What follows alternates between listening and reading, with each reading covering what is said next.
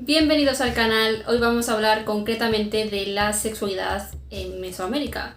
Los protagonistas de nuestro vídeo de hoy serán los que se conocen comúnmente como los aztecas, pero quien tenga un poco más de nivel sabrá diferenciar entre azteca y mexica. Para realizar este vídeo me ha ayudado de numerosas fuentes, tanto de internet como de libros. Además, también le he preguntado a un amigo que tengo en México que controla muchísimo de este tema, o sea, es un crack. Y ya que me ha ayudado, pues lo mínimo es mencionarlo en el vídeo. De todas formas, si queréis aprender muchísimas más cosas, os dejo su Instagram en la descripción del vídeo y en el comentario fijado. La sexualidad humana a lo largo de la historia ha presentado numerosos cambios y esto es lo que me ha llevado a realizar esta investigación. Pero sin embargo, hablar de la sexualidad en estas civilizaciones, concretamente en las mesoamericanas, es muy complicado porque apenas nos han llegado vestigios de ello, ya sea porque han desaparecido o porque han sido destruidos posteriormente, ya que como muchos sabemos se consideraban aberraciones. Y cuando los españoles llegaron a América, no solo se encontraron un gran continente que era totalmente desconocido, sino que también sus habitantes, que además hablaban idiomas completamente distintos, y otra cosa que les llamó la atención eran sus costumbres, porque eran totalmente opuestas a las suyas. Y en concreto, algo que no pasaría desapercibido para los conquistadores españoles serían las prácticas sexuales de los aztecas. De estas prácticas realmente conocemos muy poco, ya que los pocos escritos que tenemos pues muchas veces se contradicen entre ellos.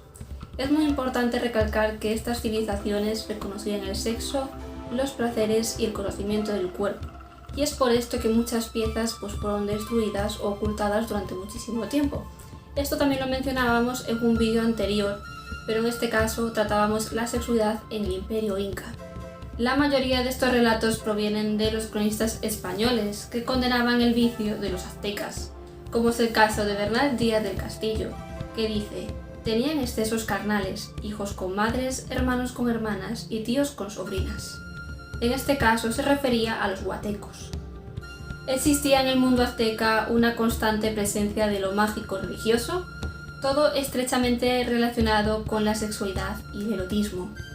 Sin embargo, sería la Iglesia Católica la que impuso una visión negativa hacia el sexo, la que hoy en día, desgraciadamente, aún persiste. Y ahora vamos a mencionar algunos dioses que están íntimamente relacionados con la sexualidad y el erotismo. Esta diosa en concreto era de origen huasteco, pero que más tarde los mexicas la añadirían a su panteón. Era la diosa del uso y el telar, patrona de las tejedoras, los recién nacidos y el placer carnal, así como de la fertilidad, el erotismo y el sexo. Pero también era vista como una diosa que te inducía a la lujuria, en concreto a los pecados y las transgresiones, que paradójicamente ella era la única que podía purificarlos y limpiarlos desde la raíz. Luego tendríamos a Xochipilli, que es príncipe flor, que era la divinidad de la embriaguez sagrada, el canto, la danza, el juego, el libertinaje, la diversión y el dios de las relaciones sexuales ilícitas, así como de las flores y del amor, por lo que también era de los juegos, la belleza, la danza, el maíz y las canciones. Y luego tenemos a la esposa del dios Xochipilli, que era la protectora de la prostitución y de la sexualidad, siendo también una diosa muy venerada por las tejedoras. Y luego tendremos sin duda quizás al más conocido de los dioses del panteón mexica, que es Tezcatlipoca. Era el dios omnipotente de los mexicas, y a menudo se le invocaba cuando se pretendía conquistar o yacer con una mujer. Los ciudadanos estaban sometidos a ellos y su energía era canalizada mediante rituales, hechizos o pócimas, que eran realizados por chamanes o alcahuetas. Por ejemplo, la llamada Neyolmelahualitli, que significa el acto de enderezar corazones, que se lleva a cabo en presencia de Tezcatlipoca y un sacerdote de su representación. Este condenado se presentaba ante la sacerdotisa que representaba a la diosa y hacían varios rituales de purificación. De estos era muy importante el baño. Una vez limpios se iban al templo con unas pajillas en la mano. Estas representaban cada uno de los pecados cometidos. Delante de la diosa, cada una de las pajillas perforaba la lengua del pecador y posteriormente las escupía hacia atrás. El sacerdote recogía estas pajillas y luego las quemaba. De esta forma terminaba la confesión. Al final del rito se le da un pequeño repaso a estas confesiones para comunicarle al pecador las penitencias pertinentes para que surtieran mayor efecto el ritual de purificación. También es importante agregar que no solamente este tipo de rituales de confesión formaban parte de esta diosa, sino que también se hacía para otros dioses como es Tezcatlipoca. Vamos a hablar sobre algunos aspectos que yo considero que son importantes y que están relacionados con la sexualidad. En esta civilización, por ejemplo, el matrimonio entre diferentes etnias estaba mal visto, pues estos pueblos tenían en muy alta estima su origen divino, y por ello no era honorable mezclar su sangre con otros pueblos. Y esta civilización aceptaba la poligamia, es decir, que un señor tenía a su esposa principal y mujeres secundarias. Pero lo curioso es que todos ellos formaban una única familia y él tenía la obligación de darles apoyo y protección. Y una cosa también que es muy interesante es que las mujeres secundarias y sus hijos estaban en igualdad de condiciones que el resto y no estaban mal vistos socialmente. Pero la poligamia, como pasa actualmente en algunos países, no se la podía permitir todo el mundo porque el coste era muy elevado. Es algo más para las clases altas.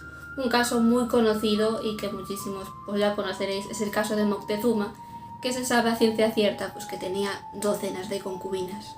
Y como es prácticamente imposible que un solo hombre le dé placer a todas esas mujeres, se dice que permitía que se dieran placer entre ellas. Para esto utilizaba una cosa que se llama la flor adulterina, que no os lo perdáis, es como una especie de alcachofa en forma de pene. Y por lo general la mujer tenía que ser sumisa al marido. Sin embargo, hay algunas excepciones, como son las mujeres totonacas que iban a la guerra igual que un hombre e incluso estaban en el derecho de escoger el marido que ellas quisieran. Y en cuanto a la homosexualidad, pues desgraciadamente no era aceptada y todos ellos, pues si eran pillados, eran castigados. Sin embargo, diferenciaban entre el homosexual activo y pasivo.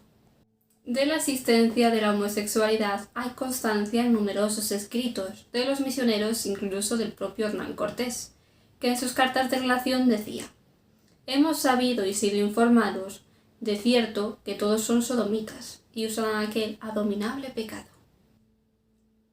En cuanto a las prostitutas, eran socialmente repudiadas, pero su actividad era tolerada y no eran juzgadas por su práctica.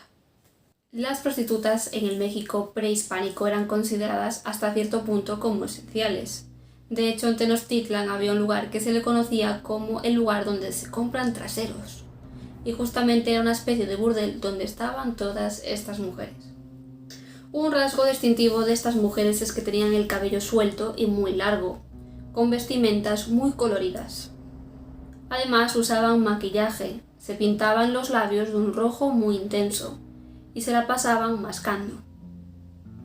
A nivel social, mascar chicle, por ejemplo, se consideraba algo de mal gusto.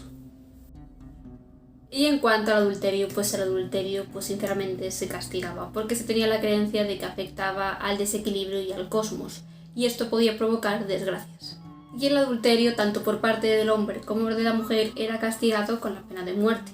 La ejecución se producía ya sea por lapidación o por la horca. La lapidación, por ejemplo, sería para el hombre y la horca para la mujer, pero esto no siempre era así, esto no era una ley. Además, para que se pudiera dar una sentencia de este tipo tenía que haber un par de testigos, no era suficiente con uno para poder validar el hecho. Normalmente el adulterio y el divorcio eran porque la mujer no era capaz de tener hijos.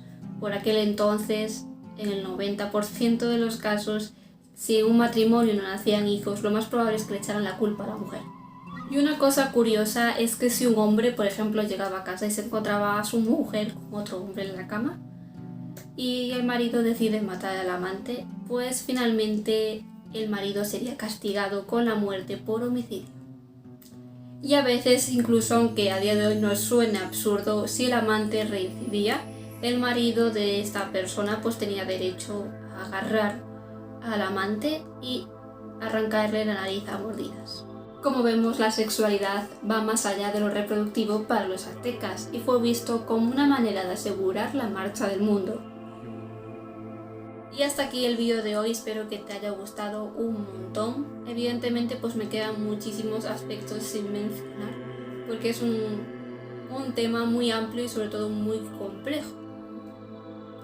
Si te ha gustado el vídeo no olvides darle like y suscribirte si aún no lo has hecho. Nos vemos en el próximo vídeo.